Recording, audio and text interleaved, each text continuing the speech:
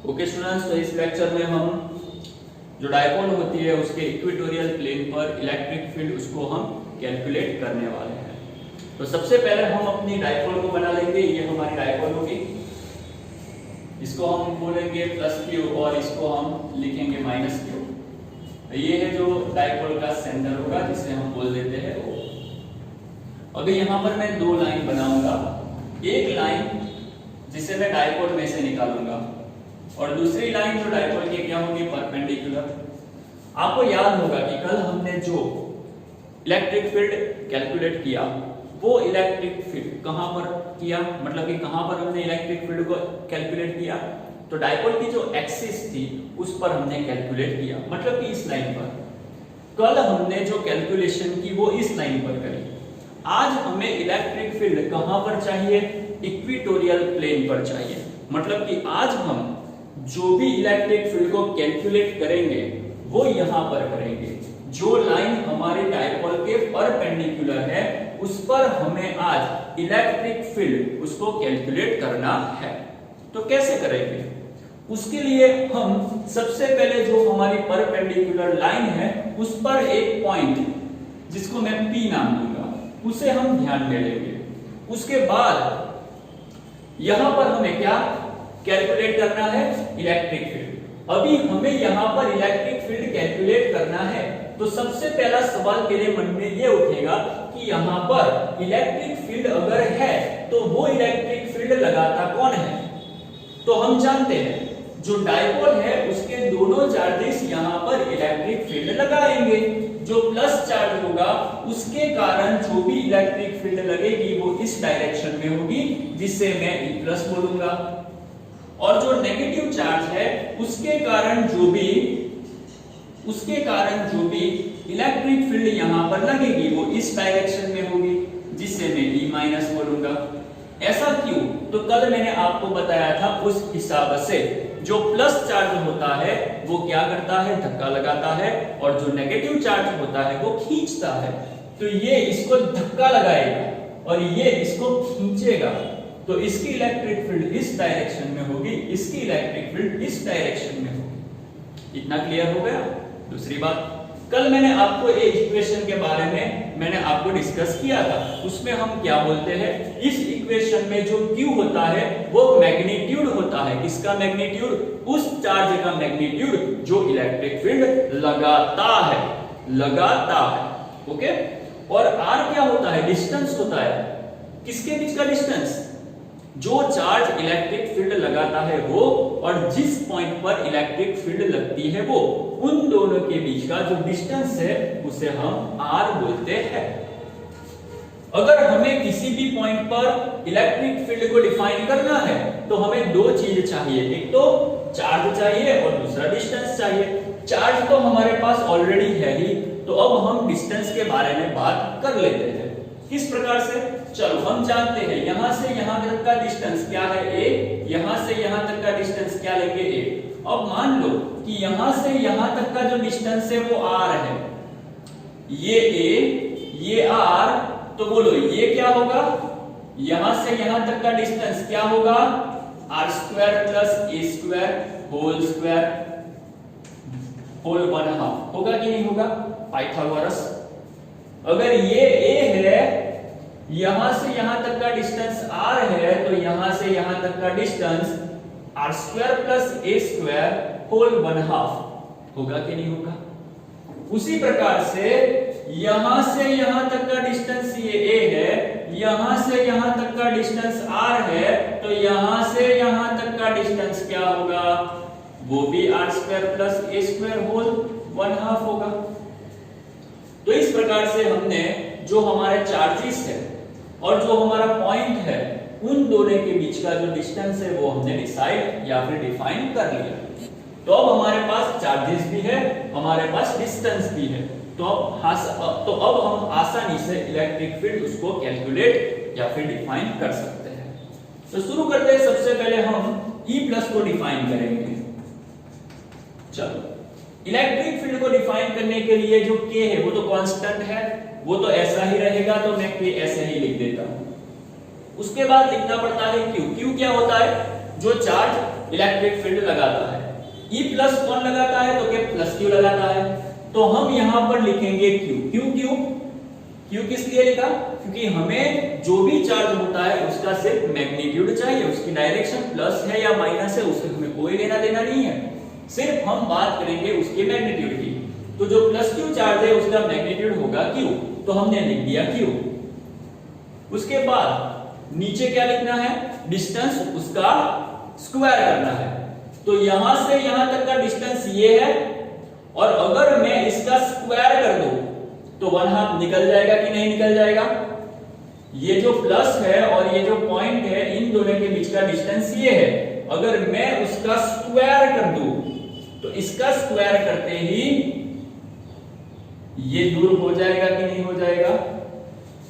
तो यहां पर आएगा सिर्फ r² + a²। तो बोलो इस प्रकार से हम E प्लस उसको डिफाइन कर सकते हैं। जिस प्रकार से हमने E प्लस को डिफाइन किया उसी प्रकार से हम E माइनस को भी डिफाइन कर लेते हैं। मान लो कि ये है E माइनस। चलो इलेक्ट्रिक फील्ड में हम K को तो ऐसा ही रखते हैं, Q मतलब कि चार्ज। चलो E माइनस कौन लगाता है? E माइनस लगाता है माइनस Q का मैग्नीट्यूड क्या होगा? तो PQ। और नीचे क्या आएगा? जो डिस्टेंस है उसका स्क्वायर। इन दोनों के बीच में भी डिस्टेंस क्या है? r² + a² होल 1/2, और उसका स्क्वायर कर दो तो वो भी ऐसा ही आएगा r² + a²। अगर आप इन दोनों इक्वेशन को देखते हो तो आपको मालूम पड़ेगा, क्या मालूम पड़ेगा? ये दोनों जो है वो सेम है। E प्लस और E माइनस दोनों के इक्वेशन तो सेम ही आए, तो हम आसानी से लिख सकते हैं। क्या लिख सकते हैं? हम लिख सकते हैं कि यहां पर इस सिचुएशन में E plus is equal to क्या होगा? E minus. तो ये दोनों इक्वेशन से हमें मालूम चलता है कि ये दोनों सेम है, इक्वल है। तो हम साइड पे लिख डालेंगे E plus is equal to E minus. Okay, इतना आपको क्लियर हो गया? चलो अब हम यहां पर आ जाते हैं फिर से। देखो आपको ये सब क्लियर हो गया ना? चलो अब हम आगे चलते हैं। अब हम बात करेंगे यहां पर। देखो ये जो इलेक्ट्रिक फील्ड है एक कौन सी एक्सिस पर है? ये ना तो x पर है ना तो y पर है, दोनों के बीच में है। तो जब इलेक्ट्रिक फील्ड ना तो x पर होगी ना तो y पर होगी तो हम क्या करेंगे? उसका कंपोनेंट निकालेंगे। तो चलो बहुत ध्यान से देखना। मान लो कि आपके सामने ये जो एंगल बनता है वो थीटा है। अगर ये एंगल थीटा है तो ये एंगल भी कौन सा बनेगा? थीटा बनेगा। ये एंगल थीटा है तो ये भी कौन सा बनेगा? थीटा बनेगा। अगर ये थीटा है तो ये जो E प्लस है उस E प्लस का थीटा की डायरेक्शन में जो भी कंपोनेंट होगा वो कौन सा होगा? E प्लस cos थीटा होगा कि नहीं होगा? सिंपल है। और थीटा की ऑपोजिट डायरेक्शन में जो भी कंपोनेंट होगा वो क्या होगा? E plus sine theta. उसी हिसाब से हम बात करेंगे E माइनस की। अगर ये एंगल थीटा है तो ये भी एंगल कौन सा हुआ? थीटा ही हुआ। तो E माइनस उसका थीटा की डायरेक्शन में जो भी कंपोनेंट होगा वो कौन सा होगा? E minus cos theta. और थीटा की ऑपोजिट डायरेक्शन में जो भी कंपोनेंट होगा वो कौन सा होगा? E minus sine theta. तो हमने क्या किया? जो भी हमारी इलेक्ट्रिक फील्ड थी उसके कंपोनेंट ले लिए x पर और y पर। तो E प्लस उसके दो कंपोनेंट आए, E प्लस cos थीटा जो नीचे की ओर है और दूसरा आया E प्लस साइन थीटा जो इस तरफ है। उसी प्रकार से माइनस के भी दो कंपोनेंट, एक इस प्रकार से इस डायरेक्शन में है और दूसरा नीचे की ओर डायरेक्शन में है। इतना आपको क्लियर हो गया? अगर आप यहां पर बहुत ध्यान से देखेंगे तो आपको मालूम पड़ेगा कि ये जो साइन कंपोनेंट है वो एक दूसरे से ऑपोजिट है। और दूसरी बात, जो E प्लस और E माइनस है ये दोनों तो इक्वल है, दोनों सेम ही है। अगर ये दोनों सेम है और ऑपोजिट है तो ये दोनों एक दूसरे को क्या करेंगे? कैंसिल करेंगे। मतलब कि जो साइन कंपोनेंट है एक दूसरे को कैंसिल कर डालते हैं। तो पॉइंट P पर कौन सा कंपोनेंट रह जाता है? एक ही कंपोनेंट रह जाता है, कॉस कंपोनेंट, और वो भी कहां पर है? नीचे की ओर है। तो अगर अब हम बात करें पॉइंट P पर अगर हम बात करें पॉइंट P पर नेट इलेक्ट्रिक फील्ड अगर कोई लगाता है तो कौन लगाता है? तो आसानी से हम देख सकते हैं कि साइन ने एक दूसरे को कैंसिल कर दिया, तो अब कौन रह गया? कॉस ही रह गया। तो पॉइंट P पर नेट इलेक्ट्रिक फील्ड अगर लगेगी तो एक ही कंपोनेंट लगाएगा और वो होगा कॉस। तो पॉइंट P पर अगर हम बात करें पॉइंट P पर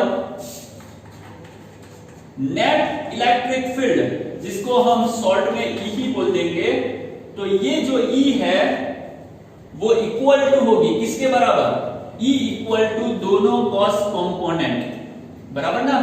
तो पॉइंट P पर net electric field E is equal to हम लिख सकते हैं E plus cos theta and E minus cos theta. तो पॉइंट P पर जो नेट इलेक्ट्रिक फील्ड है वो सिर्फ और सिर्फ कॉस कंपोनेंट के कारण लगेगी। तो हम इस प्रकार से लिख सकते हैं E is equal to E plus cos theta plus E minus cos theta. और हम जानते हैं कि यार E प्लस और E माइनस दोनों इक्वल ही है, तो अगर हम चाहे तो E माइनस को भी E प्लस लिख सकते हैं, दोनों सेम ही है तो E माइनस को E प्लस लिख सकते हैं। और अगर E माइनस को E प्लस लिखा तो E इज इक्वल टू हम लिख सकते हैं E प्लस कॉस थीटा। तो ये इक्वेशन हमारा तैयार हो जाता है। उसके बाद हम क्या करेंगे?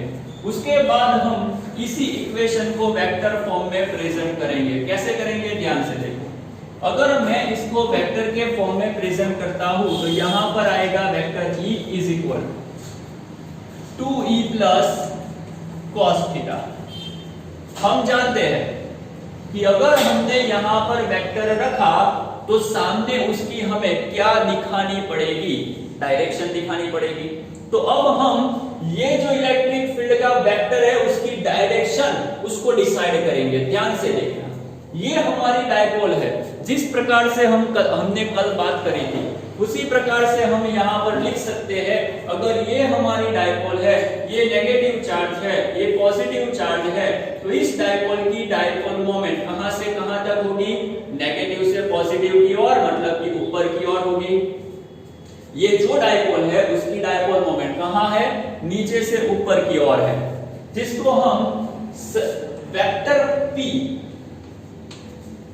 उससे हम प्रेजेंट करते हैं। ओके, तो हम जानते हैं कि हमारी जो डायपोल है उसकी डायपोल मोमेंट ऊपर की ओर है। और अब हम बात करेंगे पॉइंट P पर नेट इलेक्ट्रिसिटी। देखो पॉइंट P पर नेट इलेक्ट्रिसिटी लगाता कौन है? Cos component. और दोनों कॉस कंपोनेंट कहां पर है? नीचे की ओर है।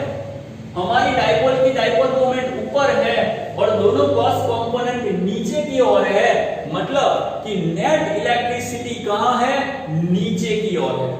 और अगर नेट इलेक्ट्रिसिटी नीचे की ओर है, डायपोल मोमेंट ऊपर की ओर है, तो यहां पर इलेक्ट्रिक फील्ड यहां पर नेट इलेक्ट्रिक फील्ड नीचे की ओर है, हमारी डायपोल मोमेंट ऊपर की ओर है। तो यहां पर इलेक्ट्रिक फील्ड की जो भी डायरेक्शन होगी वो हमें कौन सी डायरेक्शन में प्रेजेंट करनी पड़ेगी? जो डायपोल मोमेंट है उसकी ऑपोजिट, मतलब कि हम लिखेंगे माइनस P के। जो डायपोल मोमेंट P है वो ऊपर है और हमारी इलेक्ट्रिक फील्ड नीचे है। डायपोल मोमेंट ऊपर, हमारी इलेक्ट्रिक फील्ड नीचे, तो जो भी इलेक्ट्रिक फील्ड है उसकी डायरेक्शन कहां है? Opposite to the dipole moment. तो डायपोल मोमेंट P उसका ऑपोजिट क्या लिख सकते हैं? Minus P cap. तो इस प्रकार से हम इलेक्ट्रिक फील्ड के इक्वेशन को वेक्टर फॉर्म में कन्वर्ट कर देते हैं। उसके बाद क्या होगा? माइनस 2 E प्लस की जो भी वैल्यू है हम लिख डालेंगे KQ by R square plus A square. अब ये है cos थीटा। देखो cos थीटा यहां पर भी बनेगा, बहुत ध्यान से देखना, आप ध्यान में लो आप इसको। ये है आपका थीटा। अगर इस ट्राइंगल पर से मैं आपको बोलूं कि cos थीटा लिखो, तो आप क्या लिखोगे? आप लिखोगे, यहां पर लिखता हूं, देखो, cos theta equal to a by, बोलो a आएगा कि नहीं आएगा? तो cos theta equal to a और उसके नीचे क्या आएगा? ये, मतलब कि उसकी वैल्यू कितनी है? r square plus a square whole 1/2। तो इस ट्राइंगल पर से आप cos थीटा लिख सकते हो a और उसके नीचे r square plus a square whole 1/2। तो ये आपका cos थीटा हो गया। इसको मैं बॉक्स बना लेता हूं और इसी cos थीटा की वैल्यू हमने यहां पर रख देनी है। तो cos थीटा हम लिखेंगे a और नीचे लिखेंगे r square plus a square whole 1/2 और p cap as it is हम उसको रख देंगे। अब कैलकुलेशन को और आगे बढ़ाएंगे। -2 k q, ये a है, p कैप नीचे। अगर हम इसका कैलकुलेशन करें तो क्या आएगा? r square plus a square, r square plus a square, r square plus a square. यहां पर कुछ नहीं तो एक माना जाता है, 1 और 1/2 दोनों मिल जाते हैं तो क्या बनता है? 3/2। तो आपको वेक्टर ऑफ E इतना मिल गया। अभी हम इसमें और क्या चेंजेस ला सकते हैं? याद करो, कल हमने डाइपोल मोमेंट के बारे में बात करी थी और हम जानते हैं कि डाइपोल मोमेंट कितनी होती है? डाइपोल मोमेंट होती है दोनों चार्जेस में से किसी एक चार्जेस का मैग्नीट्यूड और उसे मल्टीप्लाई करो। किससे मल्टीप्लाई करो? दोनों के बीच का जो डिस्टेंस होता है उससे। a टोटल डिस्टेंस कितना? 2a। तो dipole moment P equal to Q into 2a। और अब आप यहां पर देखो, ये आपका Q है और ये आपका 2a है। Q और 2a इन दोनों को मिला दो तो क्या बनेगा? P बनेगा कि नहीं बनेगा? तो इसी इक्वेशन में माइनस एज इट इज रखेंगे, k को एज इट इज रखेंगे, लेकिन 2qa इन तीनों को जोड़ लेंगे और उनको बोलेंगे P। साइड में P cap as it is, यहां पर r square plus a square whole 3/2।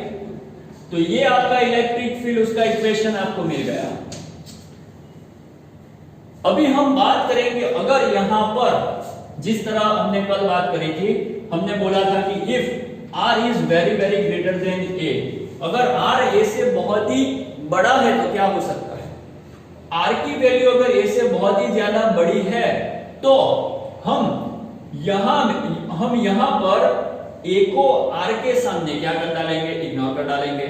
तो अगर हम बोले कि r is very very greater than a, तो यहां पर r के सामने हम a को इग्नोर कर डालते हैं तो क्या होता है? देखो, तो हम लिख सकते हैं E is equal to minus KP P cap.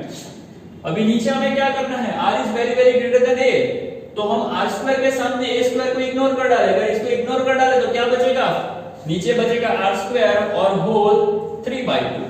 2 तो कैंसिल हो गया, 2 तो कैंसिल हो गया, तो बाकी क्या बचा? Minus k p cap by r cube. दूसरी बात, minus as it is, k as it is, p and p cap इन दोनों को अगर मिला दिया जाए, इन दोनों को मिला दिया जाए तो बोलो सदिश, मतलब कि वेक्टर p लिख सकते हैं कि नहीं लिख सकते?